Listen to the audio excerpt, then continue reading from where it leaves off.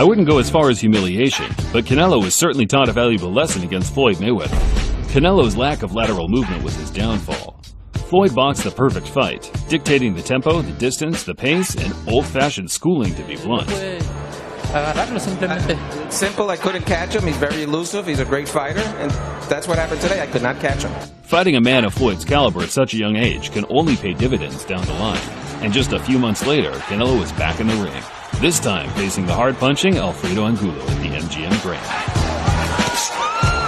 Nice 1-2 combination. Mental beating ground, and it's landing it for Canelo. It ends up, it's past the midpoint around. Floyd stepping to 11% landed. That is not good. Double left hand lands by Canelo. Rips off another good combination. The bout ended up being one of the most one-sided fights of the decade. Angulo's style was tailor-made for him. As Angulo's eyes puffed up, his slow lumbering attacks became even more calculated.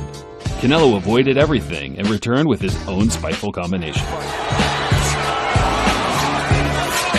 a lead left uppercut, and referee has stopped this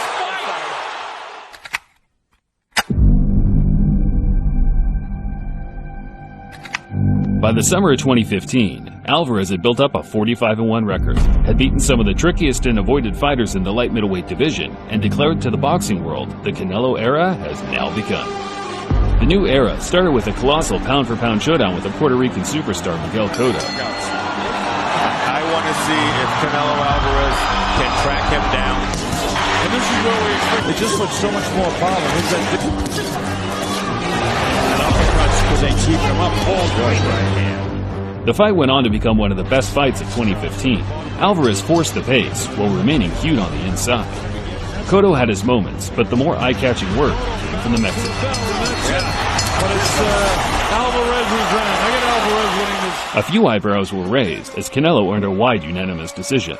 The fight was close, yet my card wouldn't have been too dissimilar to the judges.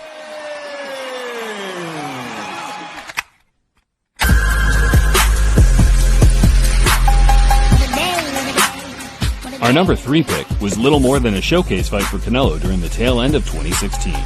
Canelo Alvarez has to deliver on September 17th. There's a lot of pressure on this date. I mean, you have to go out there and fight.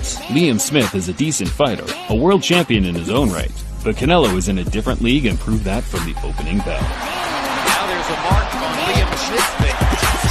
Is that Canelo does well when his opponent opens up and gives him counterpunching opportunities.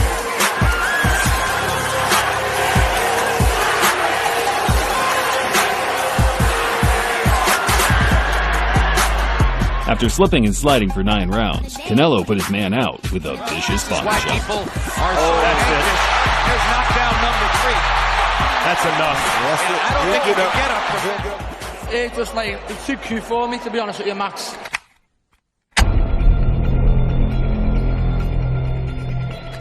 To be the best, you have to beat the best.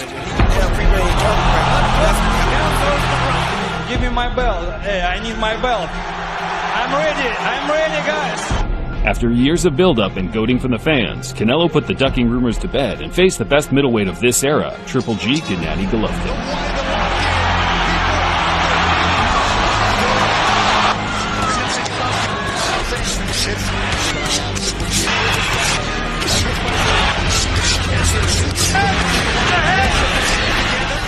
As many predicted, the fight went on to be one of 2017's glowing highlights from the ring. Triple G was arguably the ring general throughout, using effective aggression to assert his authority. Canelo remained unfazed, however, boxing off the back foot and, in my opinion, whether I thought he won the fight or not, without a doubt landed the better punches during the course of the fight. Punches, and there's no doubt about it, he is very dynamic when it comes to his offense. The rematch took place a year later. This time, the Mexican elected to fight on the front foot, not exactly gung-ho, but an admirable choice considering the major contrast to their first meeting. The rematch didn't quite put their feud to bed.